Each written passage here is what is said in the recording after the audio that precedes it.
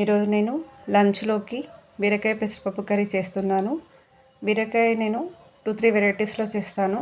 అచ్చంగా బీరకాయ కర్రీ కాకుండా ఇలా పెసరపప్పుతో చేస్తే పిల్లలు కూడా ఇష్టంగా తింటారు. కందిపప్పుతో కూడా చేస్తాను. ఈసారి నేను చెప్పే పద్ధతిలో ఈ ప్రాసెస్లో చేసి చూడండి. పిల్లలు కూడా ఇష్టంగా తింటారు. చాలా టేస్టీ అండ్ హెల్తీ కూడా. ముందుగా పెసరపప్పు నానబెట్టి పెట్టుకోవాలి.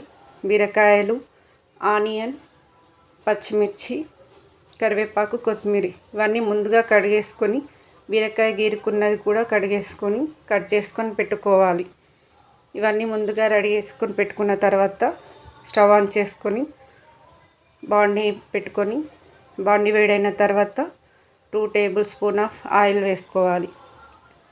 ఆయిల్ వేసుకున్న తర్వాత ఆయిల్ కాస్త వేడనివ్వాలి.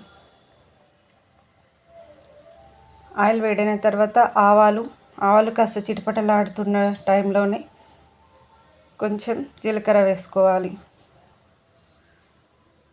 ఇవి గోలిన తర్వాత పచ్చిమిర్చి, ఆనియన్స్ ఇవి కాస్త గోలనివ్వాలి.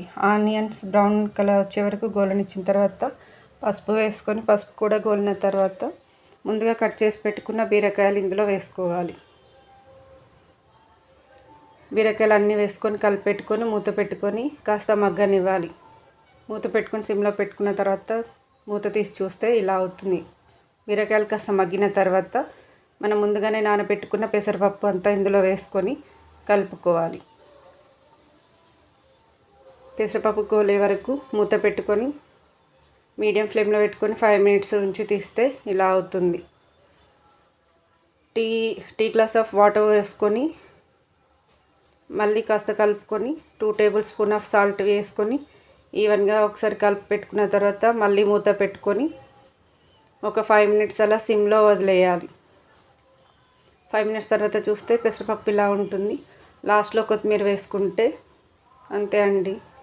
బీరకాయ పెసరపప్పు కర్రీ సింపుల్. మూత పెట్టుకొని 2 మినిట్స్ వదిలేస్తే మనకు బీరకాయ పెసరపప్పు కర్రీ రెడీ అవుతుంది. మీరు ఎప్పుడు చేసే ప్రాసెస్లో కాకుండా ఈసారి ఇలా చేసి చూడండి. Thank you.